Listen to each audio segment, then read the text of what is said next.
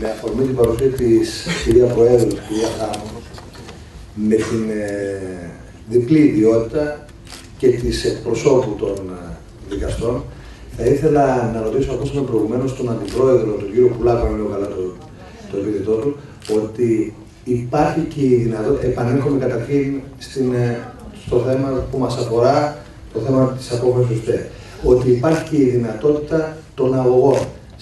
Στην δυνατότητα την οποία, από ό,τι κατάλαβα, υπάρχει κάποια μακροχρόνια πορεία μέχρι να καταλήξουμε. Θέλω να ρωτήσω, γιατί εμείς θα μεταφέρουμε και στο δικό μας, στο συνδικαλιστικό χώρο, τη σημερινή μας παρουσία εδώ και όσα συζητήθηκαν, εσείς σαν πρόεδρος και σαν Προεδρείο γενικότερα έχετε πάρει απόφαση, γιατί πάνω κάτω έχουμε το ίδιο ζήτημα να αντιμετωπίσουμε. Πώς θα κινηθείτε από εδώ και στο εξής? Θα μπείτε στη διαδικασία των ατομικών αγωγών, των ομαδικών αγωγών, ή θα κινηθείτε με κάποιο διαφορετικό τρόπο? Ευχαριστώ πολύ. Καταλαβαίνετε ότι ως πρόεδρος της Ένωσης Δικαστών και Εισαγγελέων δεν μπορώ αυτή τη στιγμή να αποκαλύψω με τι τρόπο θα διαχειριστούμε το ζήτημα αυτό. Γενικώς όμως θα μιλήσω ως δικαστής και θα σας πω, όταν κάποιος έχει μία αξίωση κατά του δημοσίου, όπως έχετε κι εσείς, οι στρατιωτικοί και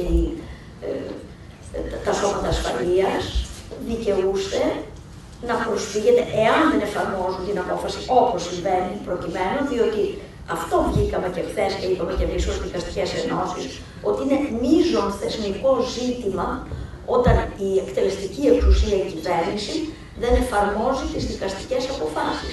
Και δεν πρόκειται μόνο για θέμα οικονομικό, όπως πολύ σωστά είπε τώρα και ο προηγούμενος ομιλητής, διότι το ζήτημα δεν είναι μόνο αν εσείς θα κατασταθείτε με 200 ή 300 ευρώ ή ο δικαστής με 500 ευρώ επιπλέον, και τα 2 αυτά χρόνια που μας τα περιόκοψαν ζήσαμε και με τα λιγότερα. Γι' αυτό όμως λέω ότι είναι ζήτημα θεσμικό, διότι σε ένα κράτος δικαίου, όπως θεωρούμε ότι είναι και η Ελλάδα και πρέπει να είναι, η κυβέρνηση να εφαρμόζει τις δικαστικές αποφάσεις. Διότι αν ο πολίτης έχει μια δικαστική απόφαση, κέρδισε μια δίκη όπου ο αντίδικος είναι το δημόσιο, διότι περί αυτού μιλάμε τώρα.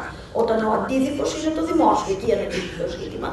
Εάν λοιπόν ο πολίτης έχει μια δίκη όπου έχει νικήσει και δικαιούται να αξιώνει από το αντίδικο δημόσιο να εφαρμόσει την απόφαση και το δημόσιο έρχεται κατά τρόπο αυθαίρετο και του λέει εγώ δεν την εφαρμόζω ή την εφαρμόζω κατά το ίμιση ή κατά ένα ποσοστό όπως κρίνω εγώ, εκεί λοιπόν έρχεται και θέτει σε αμφισβήτηση τη λειτουργία της δικαιοσύνης και θέτει σε αμφισβήτηση και την ένωμη τάξη και το κράτος δικαίου και τη δημοκρατία.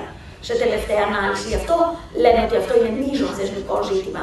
Εάν λοιπόν παρά τα αυτά το δημόσιο αρνείται, όπως διαπιστώνουμε εδώ ότι το πράττει στη συγκεκριμένη αυτή περίπτωση, τότε δικαιούται ο πολίτης, ο οποίος έχει την αξίωση, να προσφύγει ενώπιον των διοικητικών δικαστηρίων, αφού πρόκειται περί δημοσίου, και να ζητήσει με άλλη αγωγή πλέον να του καταβληθεί το ποσό το οποίο έχει αναγνωριστεί. Ότι το οφείλει, διότι η απόφαση του Συμβουλίου Επικρατείας ανεγνώρισε, όπως πολύ σωστά είπε προηγουμένως και ο αντιπρόεδρος του Νομικού Συμβουλίου του Κράτους.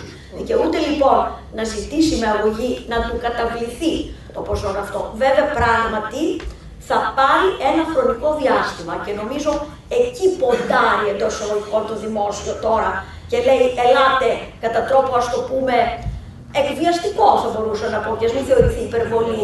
Εγώ σου λέω, σου προτείνω τα μισά, τι θα κάνεις? Αν σκεφτείς ότι αν προσφύγεις με τις αγωγές θα κάνεις 5 χρόνια, Φερρυπίν, μέχρι να έχεις την τελεσίδικη απόφαση, ενδέχεται λοιπόν να αποδεχθείς να πάρεις τα μισά. Εάν όμως ρωτήσατε και τι θα γίνει στο τέλος, εάν λοιπόν στο τέλος επιτύχει την τελεσίδικη απόφαση, δικαιούται είτε να κάνει αναγκαστική εκτέλεση κατά του δημοσίου, όπως δικαιούσε να κάνει σε οποιοδήποτε οφειλέτη αναγκαστική εκτέλεση αν δεν πληρώνει, και να ζητήσει την κατάσχεση, παραδείγματος χάρη, ενός ακινήτου του δημοσίου ή οποιοδήποτε άλλο περιουσιακού στοιχείου, ή επίσης δικαιούται και κάτι άλλο.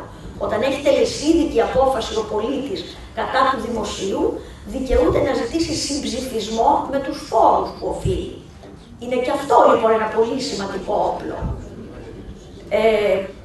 Και μάλιστα σε εσάς, αν θυμάμαι καλά, αυτό θα μας το επιβεβαιώσουν οι διοικητικοί δικαστές, μέχρι 10.000 ευρώ οφειλεί, νομίζω ότι δεν χρειάζεται καν να καταστεί τελεσίδικη, μπορεί δηλαδή με απόφαση του πρωτοβάθμιου δικαστηρίου.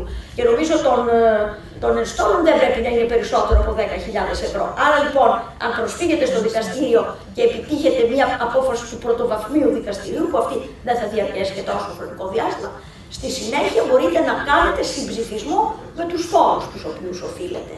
Θεωρώ ότι αυτό έχει μεγάλη σημασία επίσης.